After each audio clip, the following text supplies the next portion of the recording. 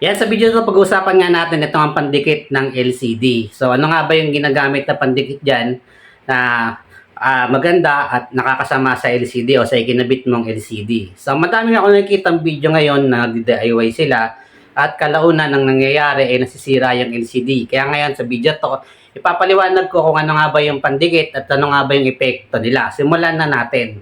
Okay, so number one, ito nga yung walang pandikit. No? So, may akong makita mga video o mga nagdi-DIY na hindi na nila dinidikitan. O ito nga yung parang sino-shortcut na nila para mabilis.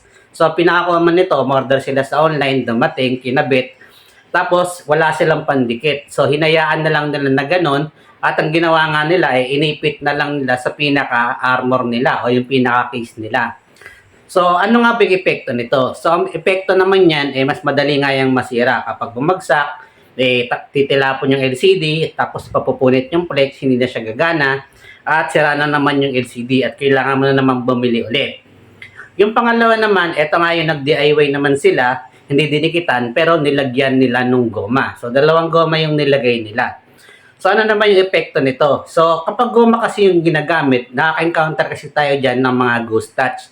Lalo na kung sobrang higpit nga yung pagkalagay. Na ito nga yung minsan pinipindot mo dito pero sa kabila pipindot o minsan may kusa siyang pumipindot kahit wala ka namang ginagawa. At ang pangalawa pa dyan, dahil nga sa hindi pa siya nakadikit, hindi yan malalagyan ng tempered glass. At problema nga yan kapag nasira ulit yung LCD ninyo. So, nagtitipid kayo ng effort, ayaw gumastos ng pandikit, di ganyan talaga yung labas. Yung pangatlo naman, ito nga yung nilagyan ng scotch tape. So, meron ako nakikita ng mga nagdi-DIY na nilalagyan lang nila ng scotch tape.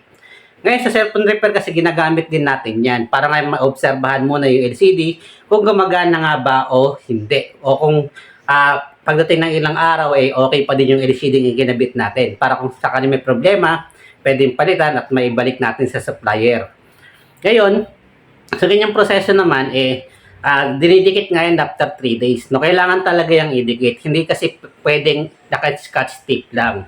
So ngayon ang tanong, paano kung naka-scotch tape lang kuya? So ang mangyayari nga po dyan, pag bumagsak, titilapon ulit yung LCD. So pag napunit o nasira, sira na naman. So bili ka na naman ulit ng bago. Ngayon yung mga scotch tape na yan, ginagamit naman talaga. Pero kailangan nating idikit. Yun talaga yung pinaka-ano natin dyan.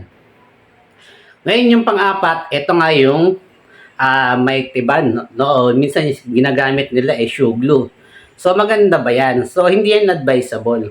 So bakit? Ang problema kasi dyan sa shoe glue o sa mga may tiban, tubig kasi yan. Ngayon yung kapag didikit naman natin siya, mas mabilis nga siyang matuyo at mas makapit. So ang nangyayari dyan, pag nasobrahan ng lagay, pwedeng pumasok yung tubig dun sa LCD natin at pwede na siyang masira. Ngayon, ang isa pang problema dyan, pag naidikit na yan, sobrang hirap ng tanggalin. Talaga makikipagbuno ka bago matanggal yung na yan. Dikit na yan. Kung sakaling nagkamali ka, o medyo tabingi, medyo hindi ka sigurado kung fit talaga, pero naidikit mo na, yun ang problema dyan, mahirap ng tanggalin. At nagiging problema din yan kung sakaling ipagawa mo na sa cellphone repair, kasi nga, ang mangyayari nga dyan, may hirapan yung technician na magbaklas ng dating LCD na nakakabit kasi may tiban pala. Kaya, ang payo ko lang dyan, kung naggumawa kayo ng ganyan at nasira, gusto nyo paggawa sa cellphone repair, sabihin nyo agad na ginamitan nyo ng shoe glue at ginamitan nyo ng may tiban para ma-ideya na yung technician na medyo mahirap yung gagawin niya. At yung panglima, ito nga yung B700 o B7000, no? Hindi ako sigurado Ang gamit naman natin yan, ito nga yung pinaka-glue na nilalagay natin talaga sa LCD. So, anong ba yung kagandahan naman dito? So, yun po talaga yung ginagamit natin na pandikit sa mga ginagawa natin na LCD. Ang dapat po nang tandaan dyan, hindi pwedeng lagyan ng marami. Ngayon, bakit?